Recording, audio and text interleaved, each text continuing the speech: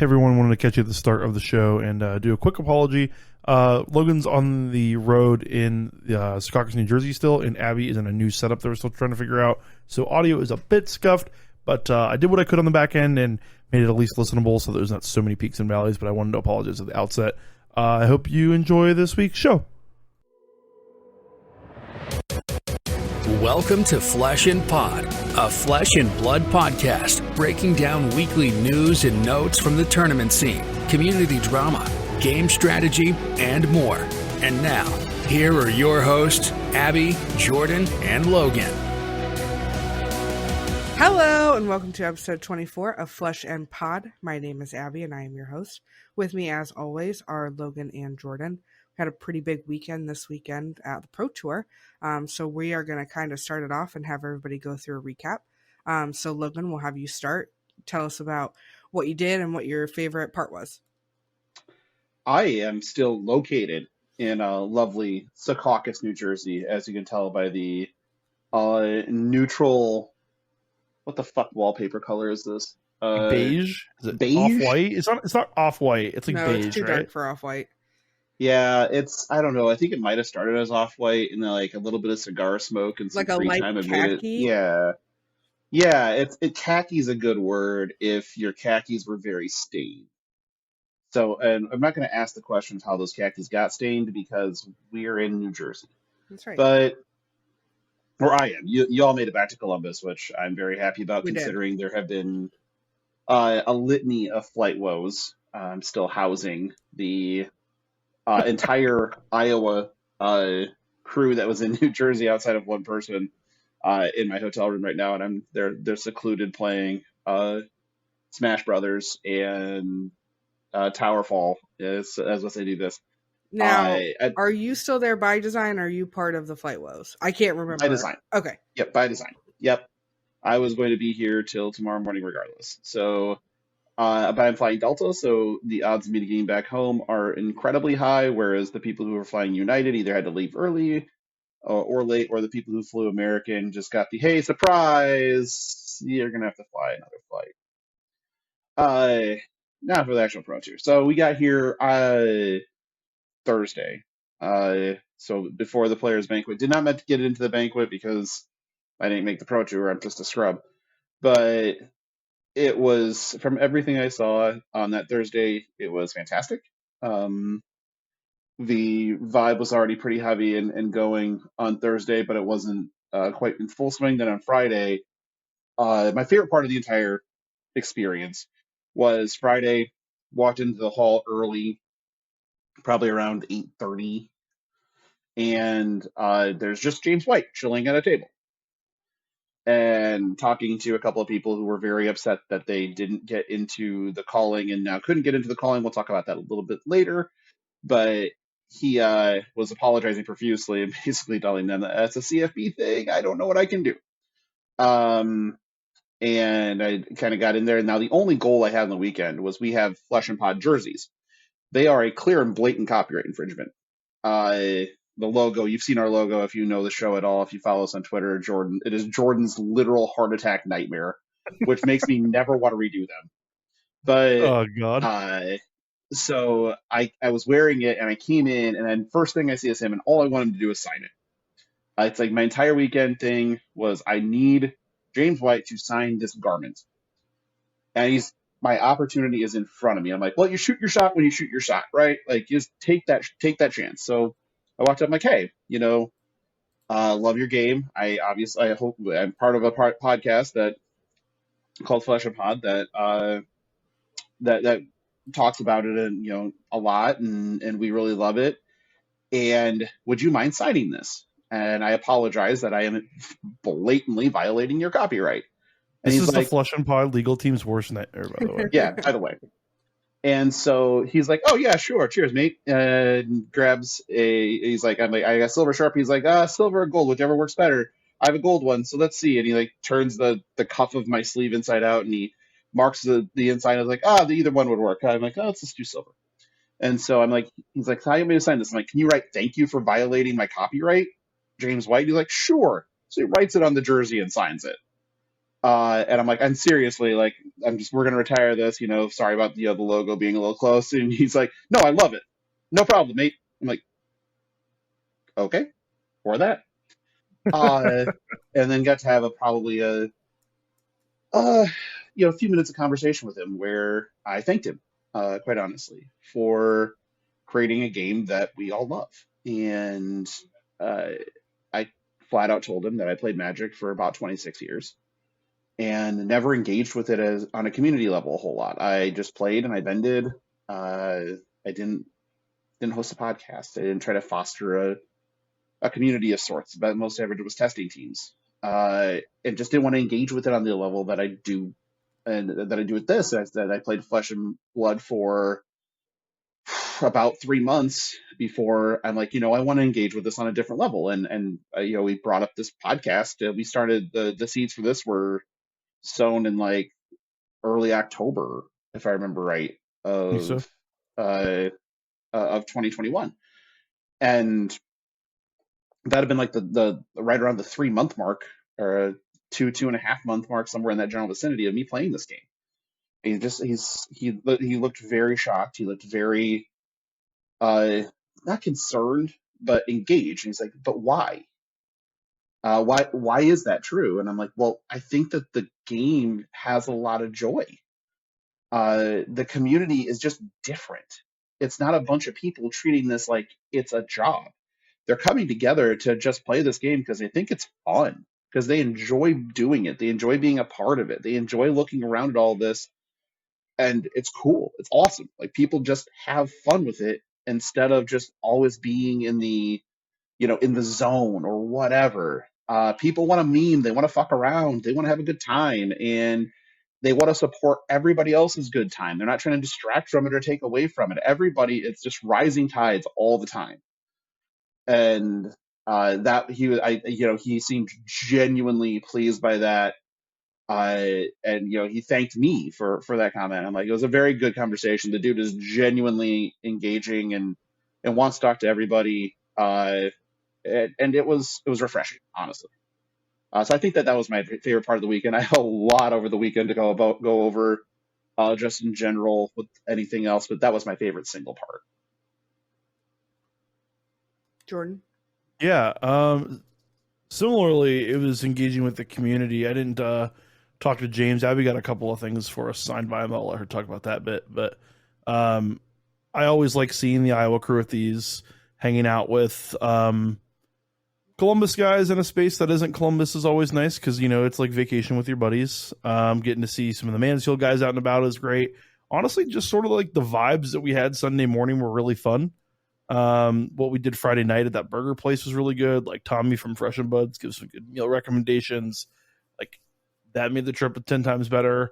The actual gameplay is rather forgettable to me, by and large, honestly. But the experiences with people are really what made it great. Actually, I played a sealed daily double on Friday, and I actually blacked out for round 3. I don't even remember what happened. I don't think I lost. I don't remember. That match just lost the time. Do you remember this one, Logan?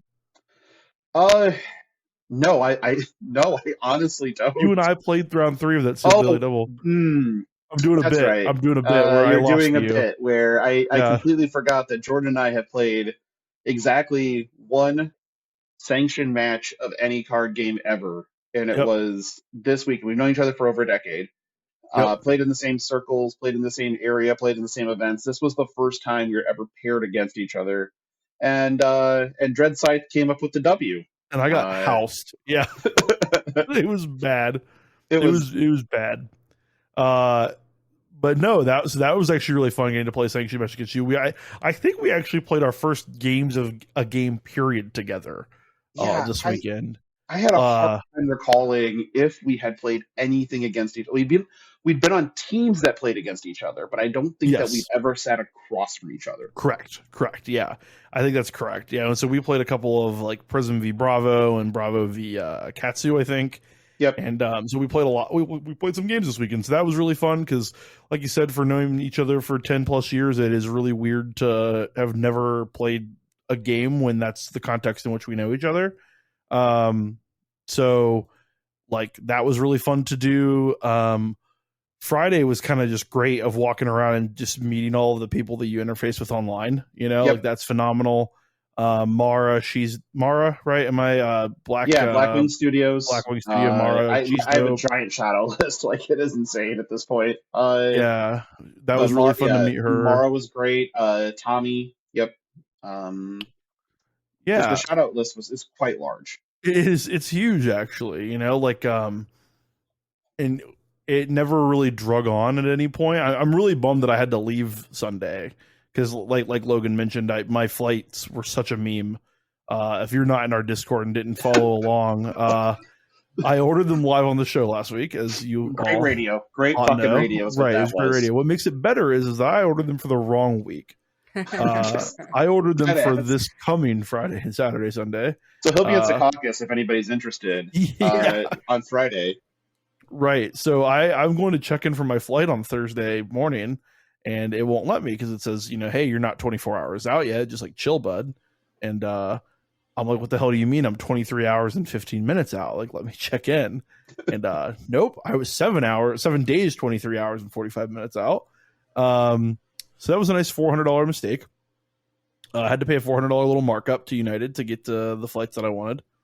And then on Sunday, they notify us that our flights had canceled, and because flying for everyone is apparently a meme this weekend. And absolute meme. We couldn't fly out at 6 the next morning like we had planned. Our flight got canceled, probably because there's a lot of bad weather in this Caucasus area, from what I understand, or could be coming around. There wasn't really. No, it looked. I mean, they said like 50% chance of storms, but it was like sunny when I looked, so I don't know. It stormed for I think a total of like 18 minutes. That's gross. Yeah, United also canceled like 3 more flights today. I was looking because that's why I wanted to get a flight yesterday, because I'm like, I can't be here Tuesday. Like, that's not an option. Right.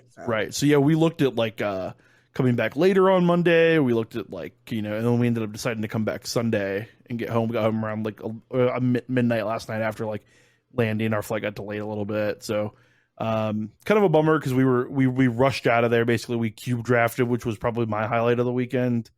We finally did my cube. I don't have to light it, and everyone else's house is on fire.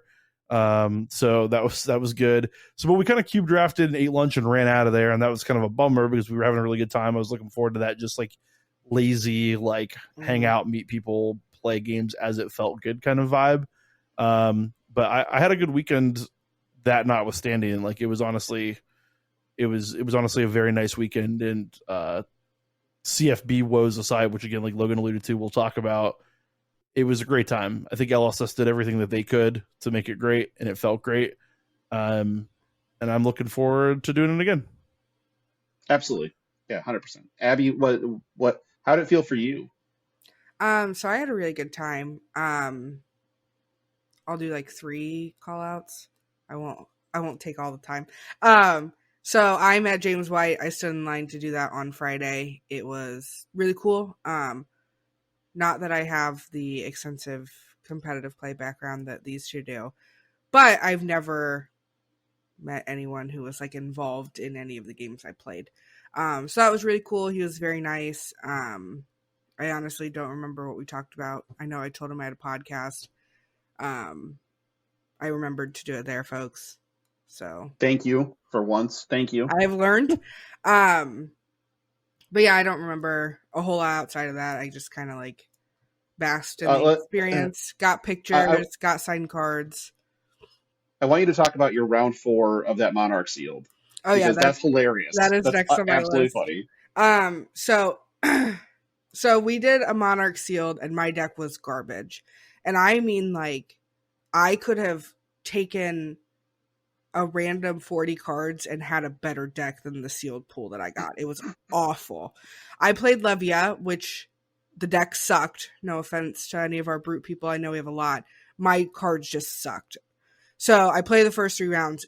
I'm not even having fun because my deck is so bad.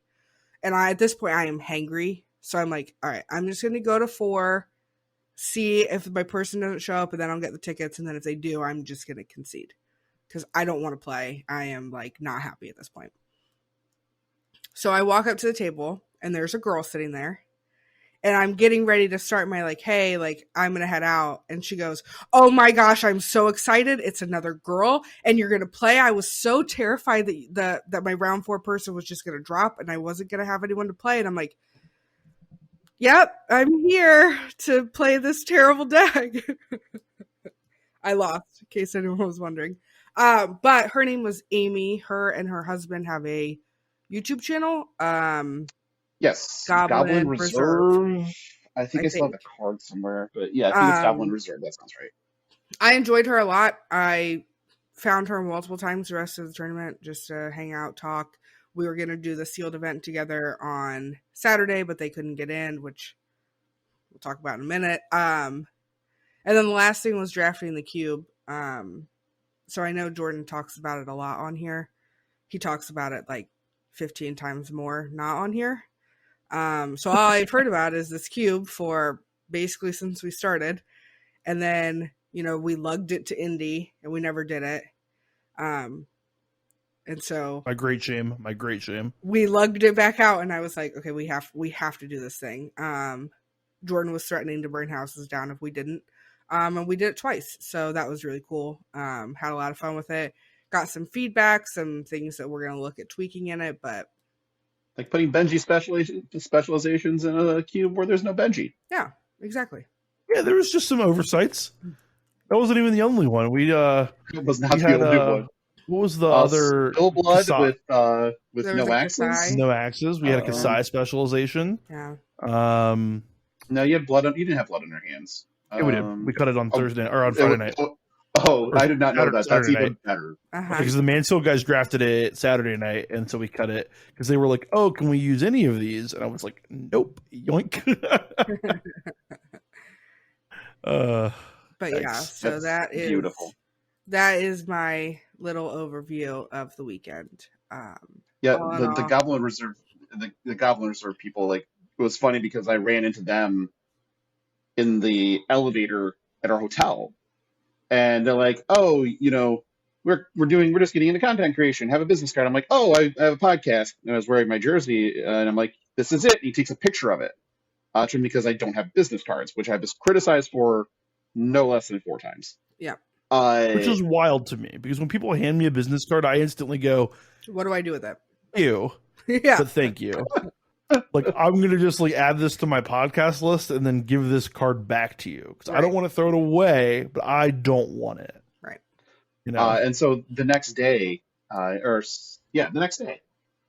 standing with Abby, and she comes running up and is like, "Oh my God, I was looking for you. I'm glad I found you. Yada, yada, yada. I forgot to ask what your podcast was." I'm like, "It's this one." Oh, yeah. Point to my jersey. And she's like, "Oh, like, I met you in the elevator." And I'm like, "Yeah, it's the same podcast." Yeah. And she's just like, "Oh, well, that's easy. I don't need to write it down then." I'm like, correct. Yes. Yeah. She also called Jordan Burley, and Jordan did not know what to do with that information. It was unsettling. Yeah. Mm-hmm. You've known me for a long time. People that don't or haven't wouldn't know that my hair is typically not historically long. I typically wear a 3 or 4 buzz cut. I keep my beard at a 4 or 5 buzz cut. This is the longest my hair has ever been in my entire life. So when people are like, "Oh, you're burly, hairy man," I'm like, "What the hell are you talking about?" So you can identify it like I do, where my hair has not been short since 2004. Yeah, right. I had to buy headbands on Amazon when this started to get out of control. Yeah. All the headbands people see that me wear anymore, they're 3 months new. So she was like, "Oh yeah, it seems like every girl here has a big burly husband or boyfriend," and I was just like, "What? I'm not oh damn." Oh yeah, you kind of are. Yeah, I guess I am now. Yeah, as a fellow burly human, this is what it is now, right? Yeah, it is what it is. It's not bad. All right, so those are a bunch of good stuff. So let's talk about the woes from the tournament. There's some feel bads. Not gonna lie. The biggest feel bad was probably the calling itself, where it was capped. It was, to my knowledge, and please correction corner me if I'm wrong, but I don't think that cap was ever announced. I don't think so either. And so you had a bunch of people that had shown up expecting to be able to register on site, like on Friday, to play, and they were turned away because the event was capped and had sold out. And that's its own thing to talk about. Where if you're going to have a cap, you probably should publish that number. You should probably kind of flaunt that it's close to selling out so people can make plans around it. A lot of these people that were making those plans were flying on flights where they weren't super confident that they were going to be there in time, and so you don't really want to spend the money if you're not going to make it. Up front, I understand that. I mean, I'm a very plan ahead person. I have not purchased my flight for Vegas yet or my hotel room, but I have purchased my ticket to the event. Right. Because that's, for me, that's the priority. I mean, I can get the other stuff out of the way, whatever. And I live in an Allegiant hub, so I don't have to pay $1,000 for a round trip flight. So Jordan, today I did get a notification. It's down to $141 for me to fly out round trip. Oh my God. Gross. So Gross. I know, right? But the worst part of this is I know that in that conversation time that I had with James White, he had he's told the players, I'm going to go see what I can do about getting like a wait list set up so that people can, if there's open seats, somebody can get in and play, because I want the event to be full, if it's full of people who are going to play, and that never happened. So it was announced on Twitter on Friday night that there would be no registrations available for the morning, even though they had kind of told people or alluded to people that they were going to be taking some on-sites in the morning, depending on who did and didn't play coming out of the Pro Tour and stuff like that. And there were about, I think, somewhere over 40 just blank chairs at the player meeting for the calling.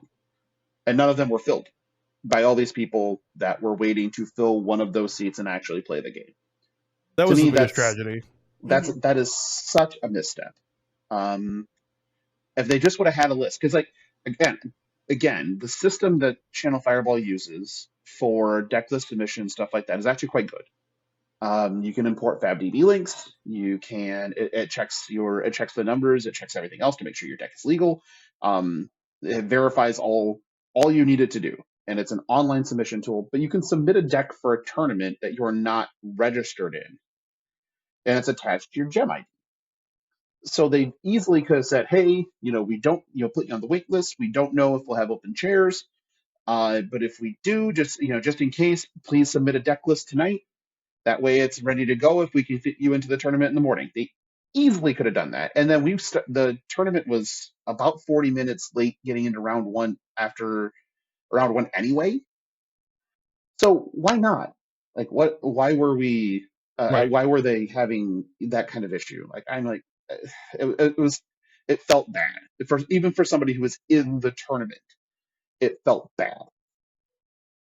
Yeah, the general sense on the floor, it felt like every fifth person you talked to you were like, hey, like, how's your tournament going? And they're like, oh, I couldn't get in. And it was like this prevailing theme of like so many people, because they build it as this like massive thing to come to what's the term, to converge on? Congregate. Well, converge was the word I was looking for, but yeah, both are good. Yeah, everybody can come to, or yeah, everybody comes together, right?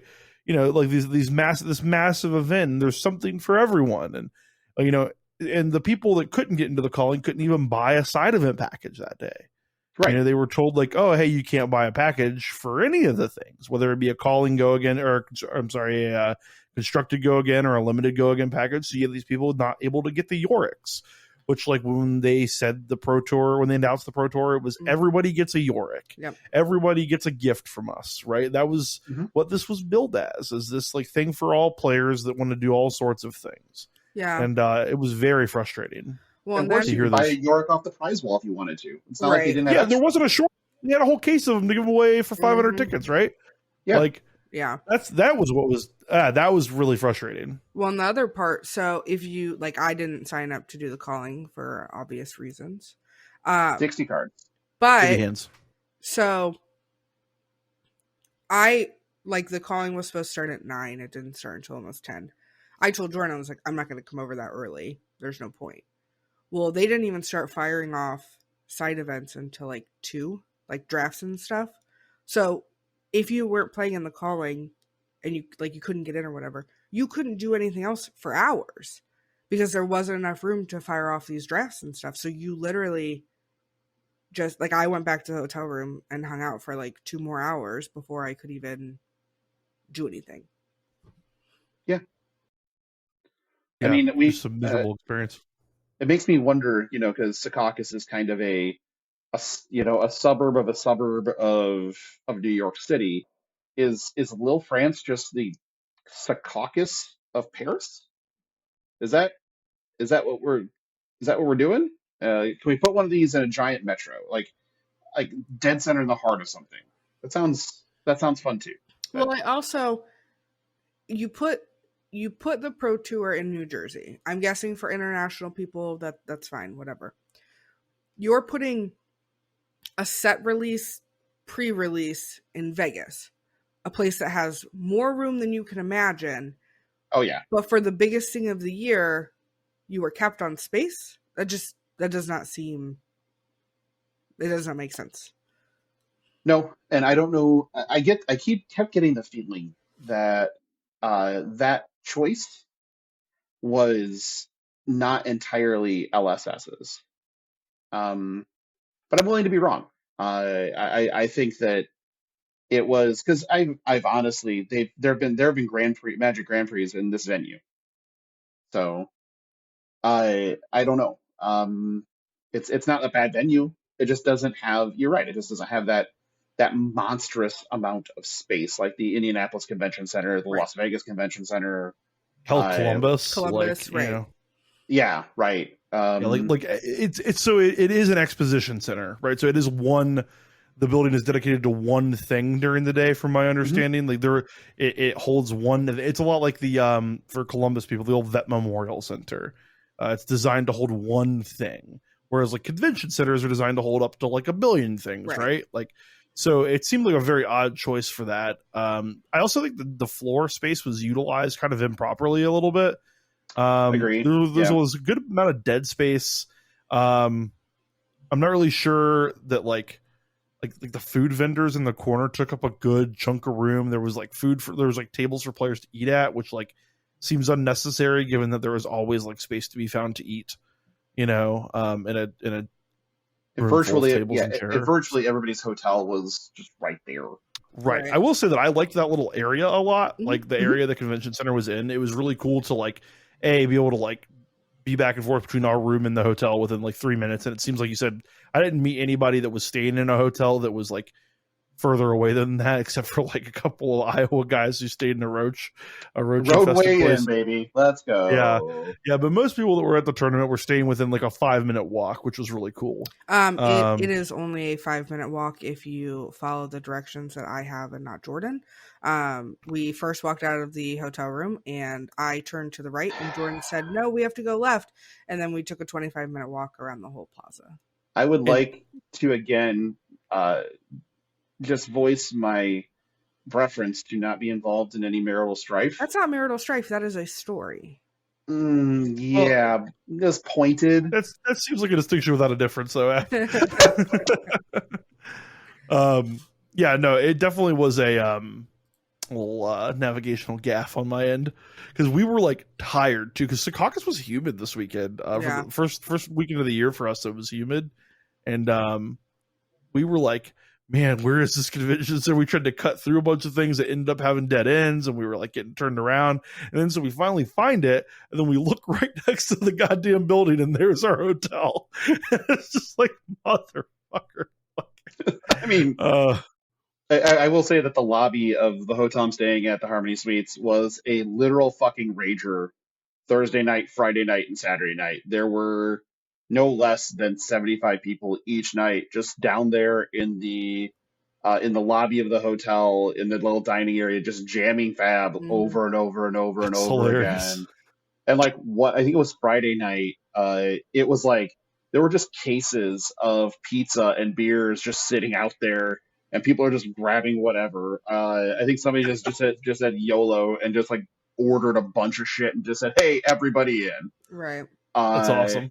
yeah, there was numerous hotel rooms around here, including some of the Outcast Haven guys that just had their doors propped open and were like, "Yep, we're up in this room. Come get in here." It's like, okay, let's go.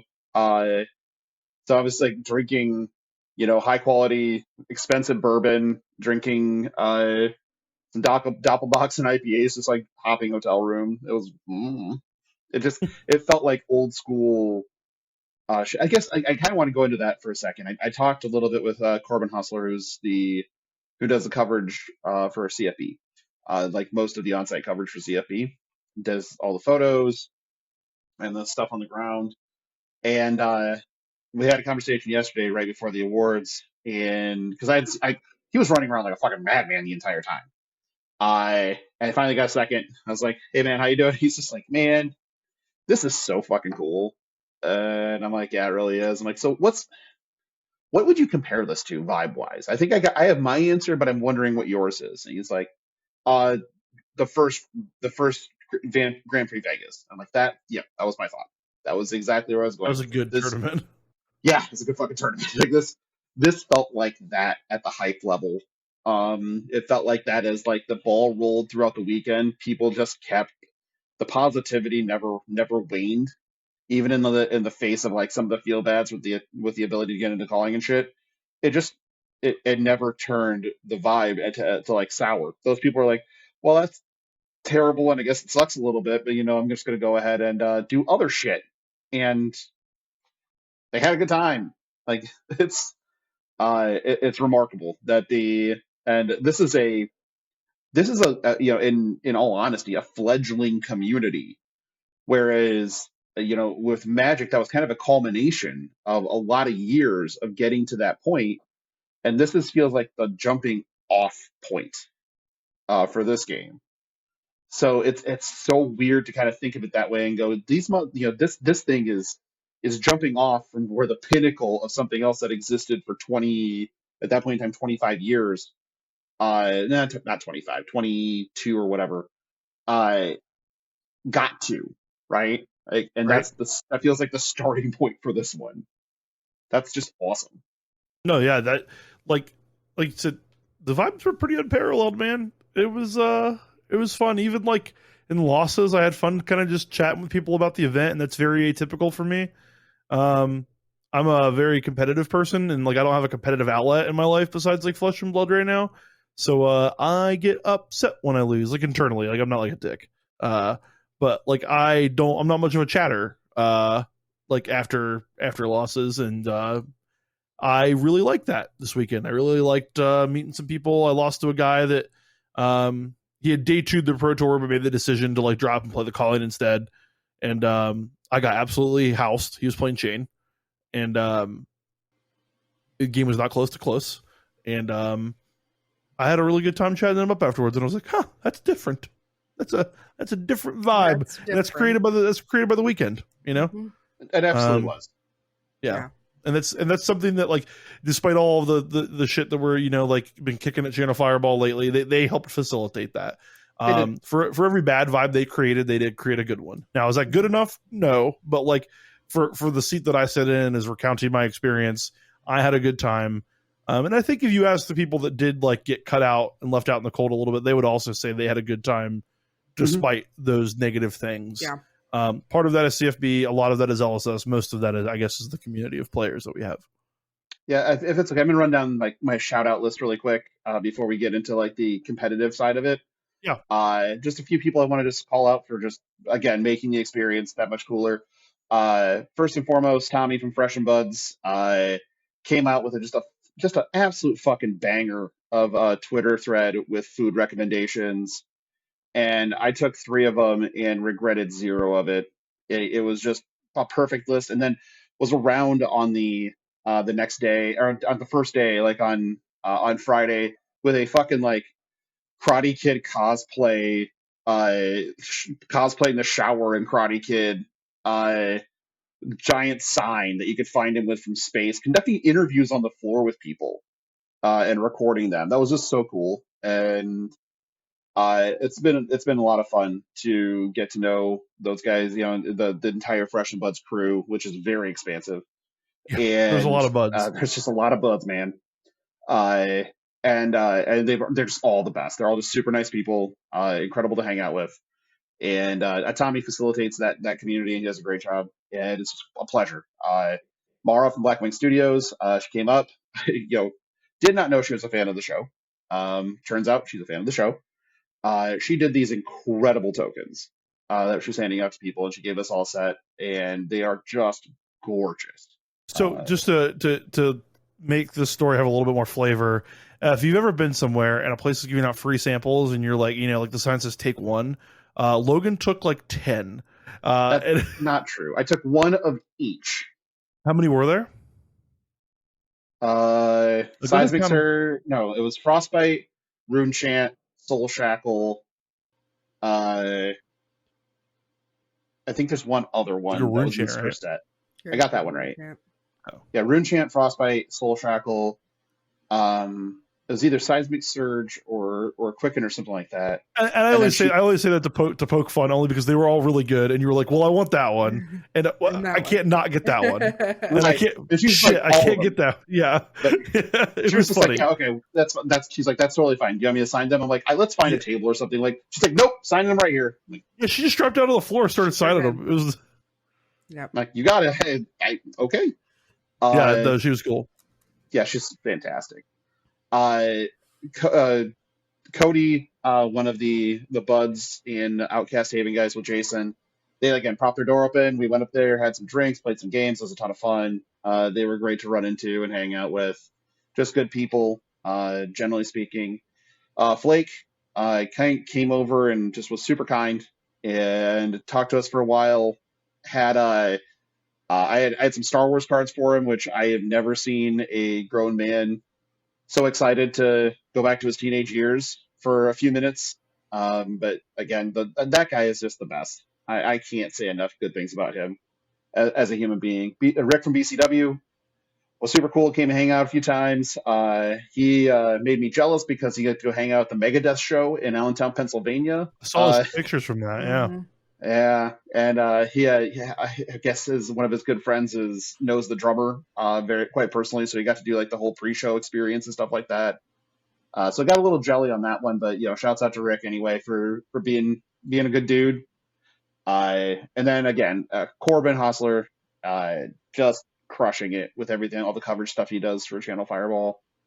Really was doing God's work all weekend. If you watched the Twitter feed, you saw the pictures, you caught some of the stories. That's his doing. That's his baby. That's what he does. That's who he is. Super engaging dude, super fun. And then last but not least, James White. Thanks for that guy. That guy was marathoning literally every fucking day of lines of people that wanted to just come and say hi. Some of them for 25, 30 minutes at a time. Some people were weird about it. Yeah. Some people got a little weird. Yeah. If there's ever a line, by the way, where you go get your merch signed, don't have him sign literally all of your merch. Oh, yeah. Right. There's a line of people. Just remember, maybe get one thing signed, chat him up, take a picture. Just I felt bad about asking for two. I literally, I started my conversation with, I don't want to take up a bunch of your time. Meanwhile, the person who was directly in front of me, I waited 30 minutes while they just kept pulling stuff out and all this stuff. And he was like, I have two cards I would like you to sign. You would have never known that he was annoyed, if he was. Not at all. Nope. He was so smooth. It was super gracious. I think he genuinely wanted everybody to have the best possible experience, and he was doing everything in his power to facilitate that at whatever personal expense that would be. Wow, just wow. Mm-hmm. And then I guess I left one up. Shout out to the cosplay community. They were fucking killing it. Holy shit. That's my other complaint. I forgot about it. Whew. Oh, what's that? So they had the contest. It was supposed to be at 1, and they made it sound like it was going to be a full contest, calling out, the person, what they're doing, a parade or something. They were going to do a parade, I think. There was literally I turned around at 2:30, and they were just everybody was clapping, and I was like, what did I miss? There was no show with it. They just gathered in a corner and yeah. Yep. And I am very glad that the Exude Confidence cosplay won it because one, that's a fucking choice. Like to take a card and rather than a known like established character like cosplaying one of the heroes, that makes sense. To take a card and then she obviously poured all of the time and effort into that costume, and it was immaculate, like just perfect. So deserving winner from all at every point in time, from my opinion. Yep. All right. Are we ready to talk about the other winners of the weekend? Oh Yeah. boy, are we! All right. The Pro Tour. Let's talk about the top 8. I think the big thing that was on everyone's mind, Kano. Yeah, everybody saw Kano coming. Everybody was tipped out in Nullrune. Or is that not what happened? Yeah, I mean, I had all my no room packed, but You play Blitz. You have 11 fucking equipment slots. If you don't bring Nullrune, that is the most on you that anything could ever I'm be. pretty sure the era deck we have sleeved up for you, Abby, it literally has AP5 in it. Yeah, you could fully kit all. Oh no, it's no AP4 Kano. because you play Zephyr Needle in that matchup. Yes. Oh sure. Yeah, But yeah, you play. Still, it's like Still, yeah, right. Right. Yeah, There's gonna bringing like fatigue more than one Kano. null room is a very conscious choice in Classic Constructed. It is a very difficult choice, and these guys pounced on that. Mm-hmm. They really did. Some of those matches where you see it happen, like when Yuki Lee Bender was playing Kano on stream, and she had an opportunity to kind of try to close the game out with an endless arrow, and then come back again with the endless arrow again, and she did it. And she's at 29, I think, is either 26, 27, 29, somewhere in that general vicinity. And she goes in for it, and her opponent just kind of shrugs her shoulders, went, okay, and then dealt 29. It's like, oh my fucking God. Yeah, we had a That's buddy just- from Columbus that said he, in like round 2 or 3, he was at 38, and Kano was at 9 or 10. And he goes, I felt pretty safe to just like attack, like pitch my cards and attack. And he got 55'd. So, yeah, he was like, Yep. I felt pretty good. We had Kano on our radar. We had a guy on our team even play it and play like the sauce that people were doing. And we were like, I felt tested against it. And nope. 55. Yep. So, Yeah, your 55 pants are for the down. old people. Your pants are around your ankles, and you have been branded. So Yep. So that the is Something. So the top 8 was 3 Starvo, 2 Kano, and then a Prism, a Briar, and a Chane. If you haven't seen anything about it, Chane, Pablo Pintor, I'm going to say it that way, so. but Yep. I think so. he might not agree. That person started his tournament 0-2. Yep. And just rattled them off. And That's just what rattled them off. I told Jordan that Dagan had it wrong. Instead of going 0-1, he was supposed to go 0-2. So Yeah, not to make sure, not to hit too hard on the old Midwestern boys here, but our hometown hero started out 6-1, felt pretty good, and then 0-6 on day 2 to not feel good at all. yay. From what he said though, it was he was just shock's the wrong word, but impressed about how good literally everybody he played was. Said he was exhausted, just like no one made mistakes. Right. It was like trying to pounce on something. There's nothing to pounce on. Unless you're Kano and you just pounce on somebody pitching a card. Right. But yeah, so like it was the level of competition in the room was exceedingly high, as you kind of expect. But even in times, the best of times, the best of situations with these types of events, you'll have mistakes being made. But from what I heard, there just wasn't fucking a lot of them. Mm-hmm. So yeah, that's impressive. Yep. So then for the calling, top 8 consisted of 3 Starvo, 2 Chane, 2 Prism, and a Briar. Abby who won. I want her one.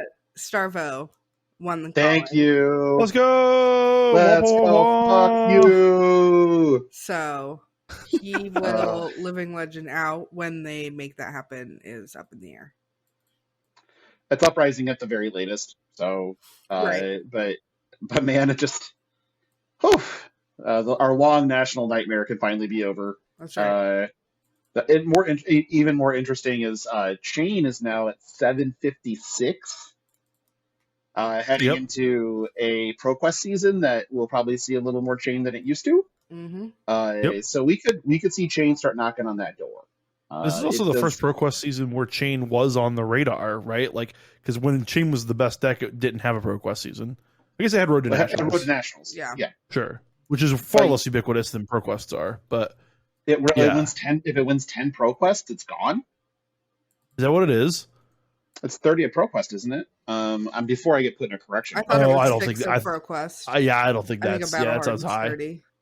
Is it Battle Hardened is 30? Okay, yeah. I'm just and now they have the new flexible policy as well, where based on how many events they adjust these. ProQuests are 4 this season.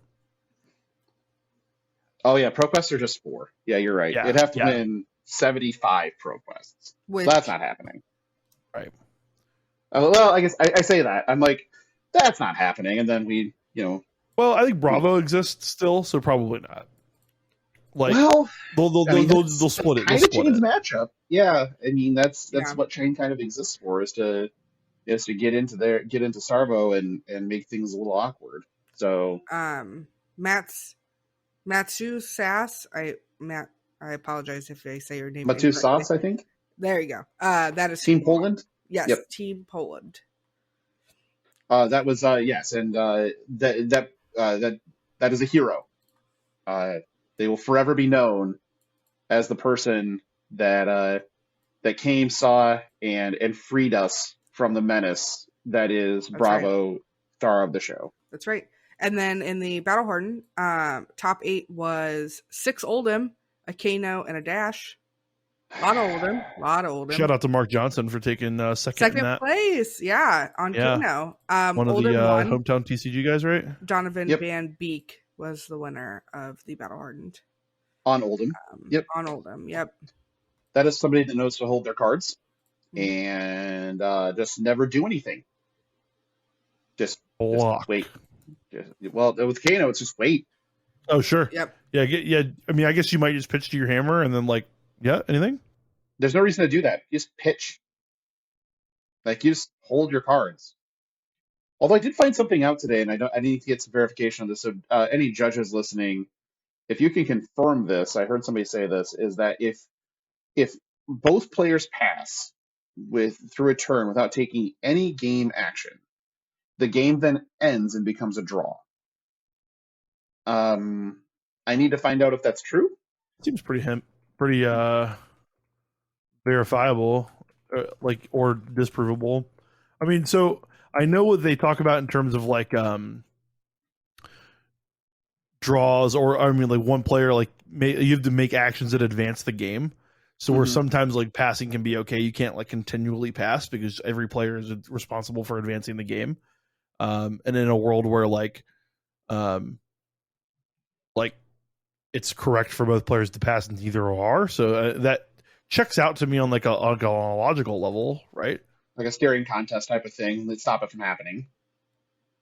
Right. Like, oh, you passed. What are we doing here? Now that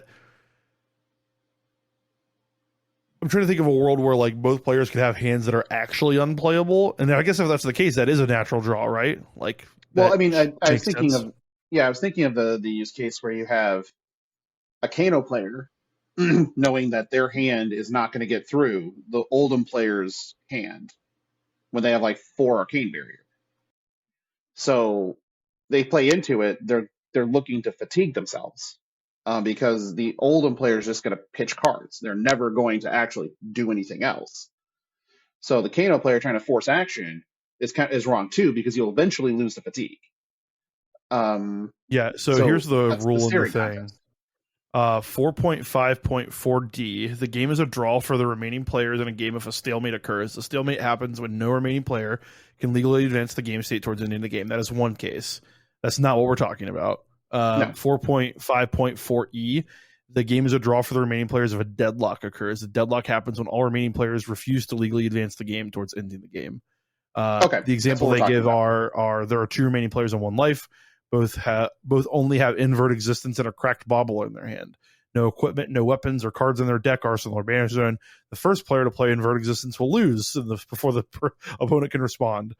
So therefore, the game ends in a draw because both players are deadlocked. So that is an example that you're referencing. If I move, okay, I probably lose. If you move, you probably lose. So deadlock. 4.5.4e for all you there you go nerdos out there. There you go, folks. That's intuitive. Yep. That makes sense to me.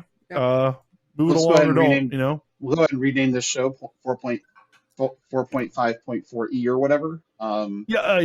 I'll do that. I don't want to pause it because God forbid Jesus, this software. Do not do yeah, that. Please don't. Yeah, we don't want to. I guess you're the one editing it. Do your fucking worst. Yeah. But, I wonder how that works in the finals of like in an area where you can't draw. I don't know. That's interesting. Maybe it is a draw and you go to a new game. That makes sense. Yeah. Untimed. Oh, interesting. Yeah. All right. Any last thoughts before I move this along? No. I would like to be driven by Abby to something else. Jordan? No, I'm hungry. Okay. Pie. Like pie. We do not. Hold on. We'll be there in a second. We do not have a Reddit thread of the week this week because Pro Tour. So maybe next also week. Reddit. Yeah. Every Reddit thread, the subreddits are not in a great place, people. So go make a crazy thread. Yeah, exactly. Do something. Bait me. Make a burner account. Post something ridiculous, and we'll talk about it. Like let's honestly, not talk about baiting people, okay? If you bait me and you make some ridiculous thread, right? No, hear me out. You make some ridiculous thread. Show. No. I mean, you make a ridiculous thread that I would talk about on the show. We would pull because it's either silly or nonsense or whatever. And then we put it on here, and I'm like, oh, look at this ridiculous Reddit thread. And that person comes out of Discord, I fucking got you. That wasn't real. I fucking got it. That's what I meant. I don't know. You want to get catfished by a fucking Reddit thread. That's right. Yeah, okay. yeah. Make me think you think you're absurd, okay. And then don't be. Yep, absolutely. All right, let's move it along. Listener questions. So our first one is not a question, but we're going to talk about it. It was from Justin via email. We do have an email. They mentioned that they were a fan of the show and a regular listener and wanted to meet up. This says at the podcast. I'm assuming the notes mean to say the Pro Tour. It means the Pro Tour. Leave me alone. But they didn't know what we looked like, and Jordan did not see the email until Monday.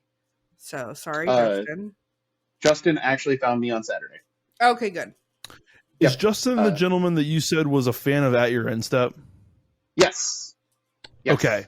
This all checks all of the boxes that I've been trying to piece together. That it wasn't me. I thought Abby told me that she met a listener that used to listen to At Your Instep, and it was you, clearly. Yep. And I have had this puzzle piece in my brain floating around. So Justin, I'm happy that I have this resolution now. I'm sorry that I didn't get to meet you. I will tell Morgan, Mike, and Dave about this as well, because that's cool too. Yeah. Genuinely nice guy. Glad I got to meet him. It was one of those where I still have the reaction of me in my 20s, where I hear somebody of an unfamiliar voice shout my name, and the first thing I do is I turn to look at where the fight's going to be, to see what I could use as a weapon. Because usually when I was younger, that meant somebody wanted to try to fuck me up because I did something. I mean, because I always did something. It was in trouble, right? I'm not going to go into the things I normally would have done, but none of them were things that a human being should probably do. And so I still have turn around, look, I'm okay, who's yelling at me and who wants, where's this dance going to happen? And I look, and then this gentleman's coming up to me, very tall gentleman. And he's like, "You're Logan, right?" And I'm like, yeah, from Flesh and Pod? I'm like, yeah, that the jersey on. Yeah, that's me. He's like, "Hi, my name's Justin. I'm a huge fan." And I'm like, "Great. Pleasure to meet you. Awesome." He's like, "Yeah, I sent you guys an email." And I'm like, "Well, that explains why none of us saw it." And talked to me for a minute. And yeah, he's saying, he was basically asking you, "So have any of you ever done any podcasting before? And I was like, I guessed it on like a video game podcast before. Jordan used to host one, a Magic one. He's like, what was the name of that? I'm like, At Your End Step. And he's like, I listened to every episode of that show. And I'm like, he's going to love that. He's going to trip over himself loving that. And he did. I told Jordan, and Jordan's like, holy fuck, that's so cool. That was beautiful. It was great. And thank you, honestly, for listening and reaching out. And if you do hear this episode, just get in the Discord, man. Like, come on, it's time. Like, our email, come on, hop in the Discord. Let's go. I actually had somebody recognize me for the first time. I genuinely believe it was because I was with Jordan. Because people recognize he's burly. Jordan. Yeah, that's right. Really? But it was. I think you stand out more in the Patrick. tournament than I do, but Abby or me? Abby. Yeah, absolutely. She stands out more than the two of us because we look like every other guy there. I'm not as loud. Like, I think they hear your voice, and I am not a loud person by nature. Anyway, it was Patrick. And he was mid game, and he called us over to say hi, which I found amusing. It was pretty funny because he was like, I just wanted to say hi, and I was like, oh hey, and then we asked a follow-up question, and his opponent looked very perturbed. Yeah. What the fuck are these people doing? Get out of my game. We'll do this later. Yeah, sorry, guy. All right, question number 2 is from Teague. He said, here's one to start a fight. What is the best breakfast bread? # not a bread podcast. It is a waffle for me, probably. So the Jackal, shouts to the Jackal, came in arguing that the flour tortilla, which does hold together a breakfast burrito. So it's kind of having a conversation. Here's my problem with that, though. You're picking the worst type of tortilla. Corn tortillas are so much better than flour tortillas. It's not even close. It's a complete lie. Yes. In a vacuum, the corn tortilla is a superior tortilla. Okay. However, we're not in a vacuum. We're discussing very narrowly the breakfast burrito. And the breakfast burrito is only properly made with the flour tortilla. So, in this regard, discussing the breakfast bread version of tortillas, it would have to be flour and therefore be bread. And I can hear the argument, but I don't think it's the right answer. I'm only objecting on the just to preserve the record that I do not agree that corn tortillas in a vacuum are the superior tortilla. Oh my God. I don't want to debate this now. This is a different conversation for a different day. # not a bread podcast. But I just want to put that. I want to preserve that for the record because that needs returned to. A yeasted waffle is really hard to beat, especially if it's chicken and waffles. Chicken and waffles is now there raises a very good. No, I was just saying that raises a question about whether the waffle stands well enough on its own that it needs the chicken. So should it be moved down the power rankings? But I think that gets a little too granular. Well, let's get into the other arguments, though, because the other arguments be like an English muffin. No. And English muffins are great, but they're best as a sandwich. You're both. Which requires other ingredients. You're both. I believe that's what Teague was eating that spurred this thought, right? It is. But you're both. I do love an English muffin. What the fuck do you mean I'm wrong? The best breakfast bread is a bagel. Hands down. Not close. On its own, as a sandwich, it is top tier every time. Except if you get it plain, like Logan did. That was weird. I like plain bagels. But plain on toasted bagel. Okay, that's a good point, though. It is top because tier. you need the cream cheese on the bagel in order for the bagel to be good. I'm not going to eat a waffle without butter or syrup either. I mean, I have. And I'm not going to eat that breakfast tortilla plain. Okay, I'm not doing that. Like, I'm not a fucking psychopath.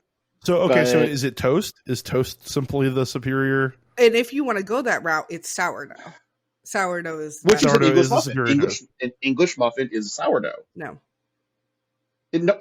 I don't like. Yes, it is. I don't it is. English we're not muffins. disputing. Yeah, there's no. You don't get to argue what the nature of an English muffin is. An English muffin is right. This isn't to argue if I like it or not, though. I don't like it. I don't like anything that has the weird cornmeal shit on the bottom. Hold up. What about the biscuit? The biscuit is only good with the gravy. Well, the biscuit as part of a sandwich is also great, and if it's a well-made biscuit, A well-made biscuit stands on its own. See, I don't like a biscuit sandwich because it falls apart. It's too crumbly for a sandwich. Yeah, I would rather have a bagel sandwich than a biscuit sandwich.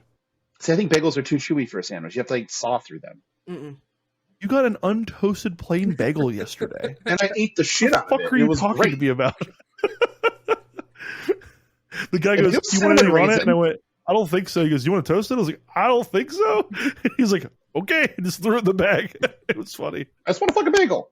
Oh, I mean, hey, you like what you like. Don't hear me wrong. You know what you like. We've made all of these arguments. Logan, top one. What is it? It's got to be a waffle. Jordan, Waffle. you're both wrong. It's a bagel. All right. Between, so like my ranked choice voting does go waffle, bagel, like toast. So Waffle, sourdough, bagel. Sourdough encompassing the English muffin and everything else that sourdough entails. there we go. Please tell us in the Discord what your favorite bread is. By the way, right. we are a bread That's podcast after all. Also beer is also just the best bread. We did stipulate for the purpose of this that for the purpose. Yeah, because this conversation wouldn't be very fun if we just overlooked. No. Right, The dried answer would be hops. always beer. Yeah. Right. Liquid bread. Right. That's right. Shower beers though, overrated. Oh no! Whoa! They're good. Whoa. They're good. Don't hear me wrong. We're gonna They're start good. a fight podcast. They're good, but they're overrated. Okay, so have you ever had a High Life in the shower? Yeah, good, but overrated. And a High Life, like milk. Wait, here's the Miller's thing. High Life. Typically High Life. You want like a High Life after you've been outside all day and you're already buzzed, but then you're like taking the shower and you're cooling off and you have a High Life. Yes, that is top tier shower beer. Top tier. Oh yeah, absolutely. Like that is just hands by far. But the best is like you do that as the morning shower beer, and you do it as the hot shower after like a doing shit shower beer. Like it is great after doing shit shower. It is S tier. Like nobody disputes that they're good. Don't hear me wrong for all the avid listeners out there. Don't hear me wrong. I like them, but I think they're overrated. Okay. Question number 3. I'm going to move this train along because we're still going here. This one is from Alan. Logan so much.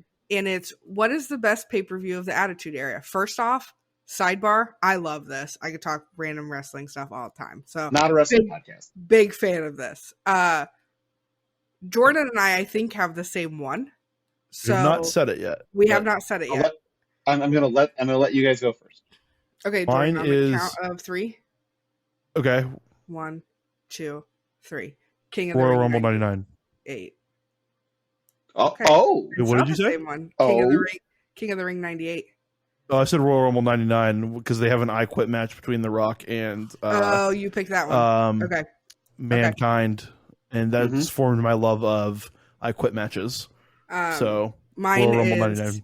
King of the Ring 98, which is the Undertaker Mankind Hell in a Cell. He wants to go back up. He wants to go back up. My God, he broke him in half. The damn match. It's WrestleMania 17. That is the Austin heel turn to align with McMahon and Austin Rock. That is the first TLC with the Dudleys, Hardys, and Edge and Christian. Yep. That pay-per-view starts fucking wild and real fast and just doesn't really slow down. It's basically the equivalent of a no skips album. Like there are no skips. Like you're just fucking jamming that entire pay-per-view. And it's wall to wall. So yeah, I really don't have an answer that is other than WrestleMania 17. My honorable mention would be Survivor Series 97 with the Montreal Screwjob. The Screwjob. Yep. A classic. For what it's worth, looking at, I think yours is probably the correct pack one pick one. Yes. Yes. By far. Mine is the only reason that I go with Royal Rumble 99 is because that's where I learned to love the I Quit match. The first, so a little backstory. I watched wrestling growing up and then stopped watching it until not long after Jordan and I got together. We watched it with one of his friends and I was like, oh, I want to watch this again. So when we brought Jordan into it, because he had not watched it, the first thing we showed him was the Mankind Undertaker Hell in a Cell. And yeah, it's incredible. Jordan's face the whole time. I mean, it was awesome. And so he literally has a shirt with the cage on, it was the best. So the thing that people have to understand, right, is I like Abby said, I didn't grow up with it, so I never had that it's real to me phase, right? I've only ever realized like I've only seen it in the context of I know it's a work. I know that for the most part it's extremely safe, but like highly athletic and like highly entertaining and like very difficult, right? Safe-ish for what you're doing, but Okay. safe relative to the activity. There we go. So, but like I've never, my interest in it comes across of like trying to figure out the production, like, oh, how did they make this thing work? How do they communicate? Like that's what I find interesting.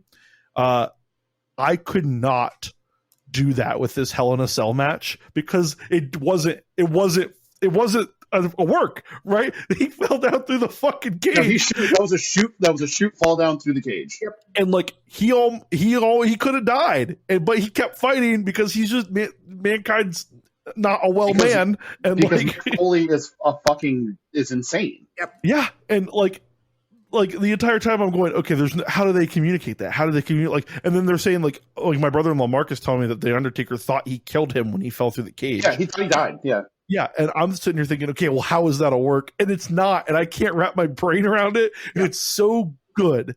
And then so like the Royal Rumble 99, again, not a wrestling pod, but like Royal Rumble 99, we know so much about CTE and traumatic brain injuries, and that you don't hit people in the head anymore, right? And in my the past 10 years have been dedicated to this. Royal Rumble 99, The Rock hits Mankind in the head with a chair like 15 times. And it unprotected. Unprotected. Just hard in the head. Even if he's taking it off at the end very skillfully like a wrestler should, it still has to hurt. And it's still trauma to the head over and over and over again for the course of like 45 minutes. And I mouth agape.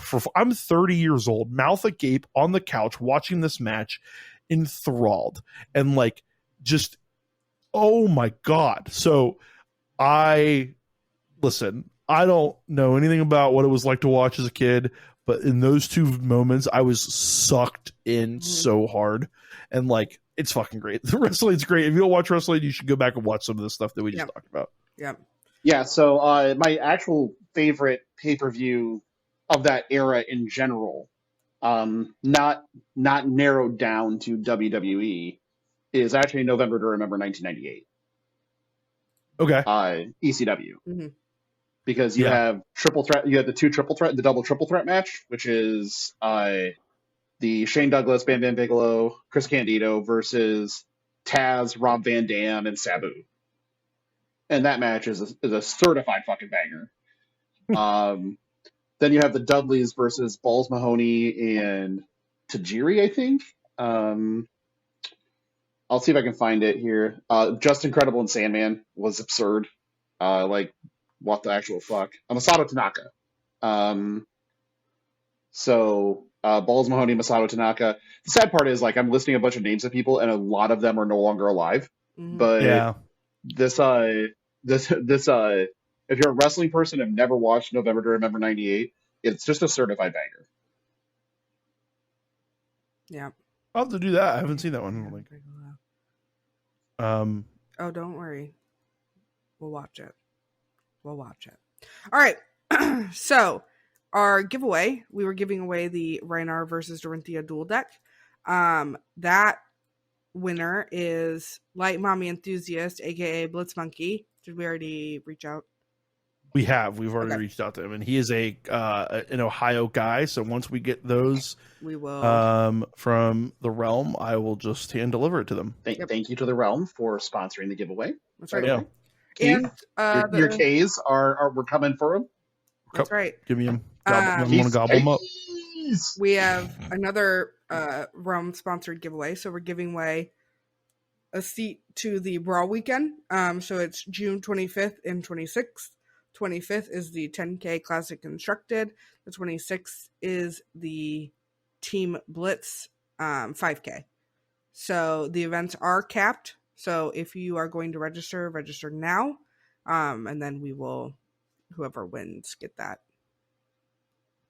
figured out. Yeah, absolutely. And this is a can't miss. If you're going to be anywhere possible to get to Mansfield, Ohio, on that date, on that weekend, you should go. It's going to be a banger, and it's going to be fun. I'm banger in a lot of things. Okay, that was wrong. Let's not.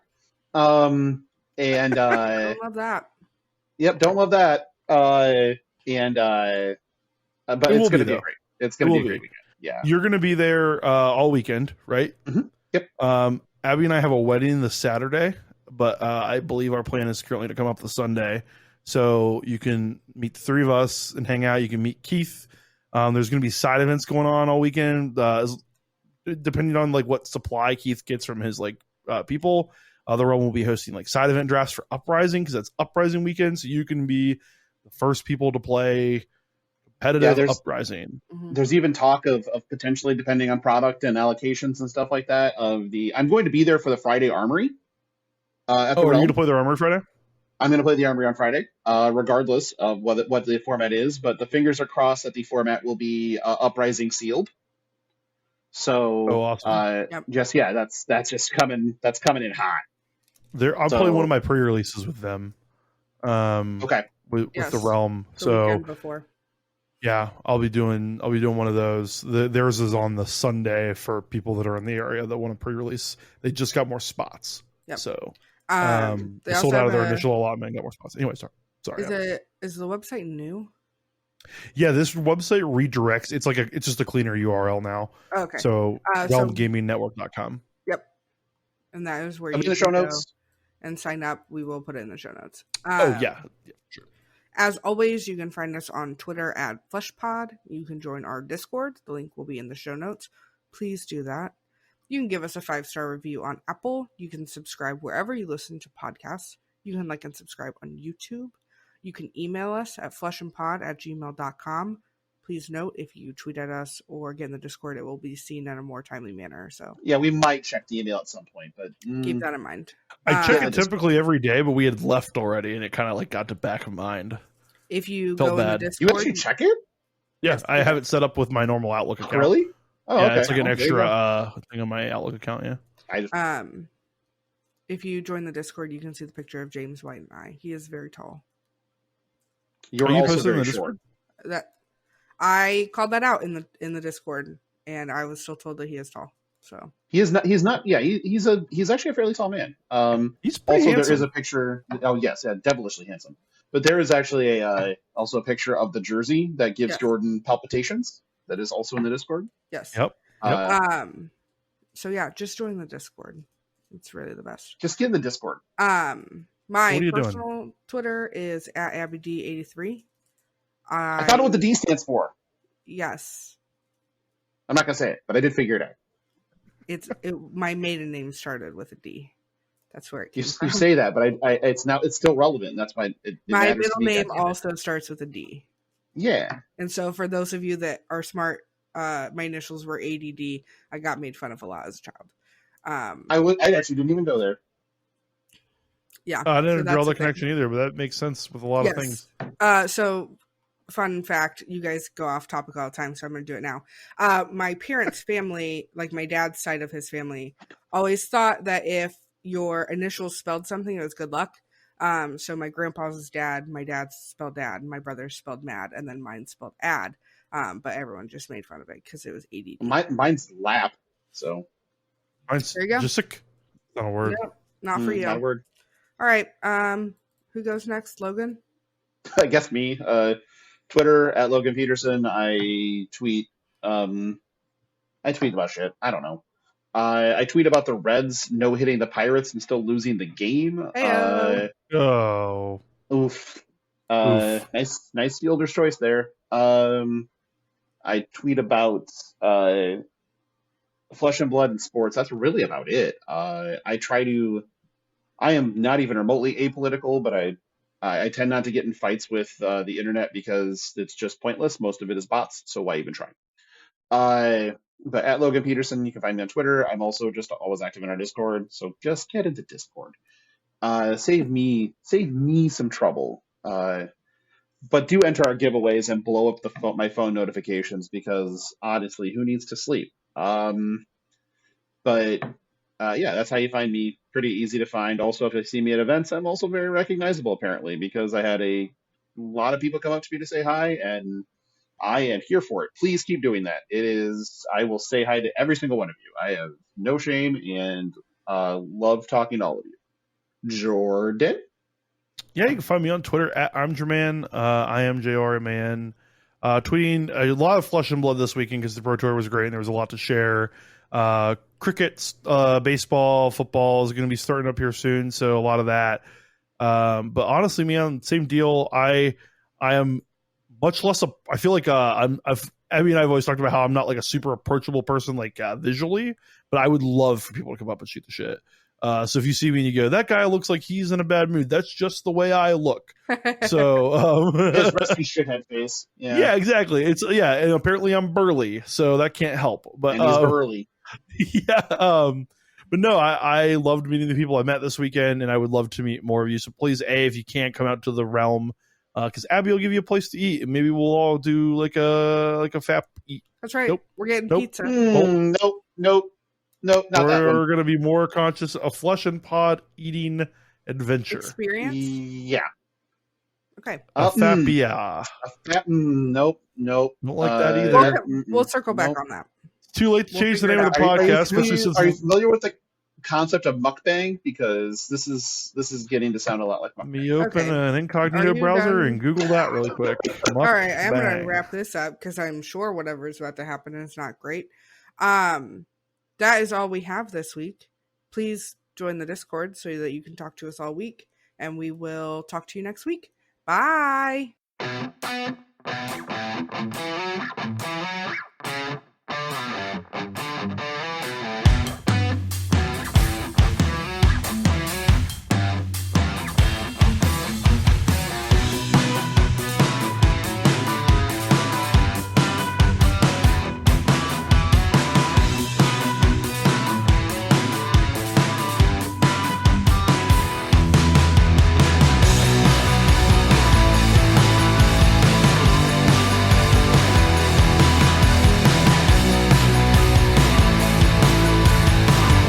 Hey everybody, Jordan again here.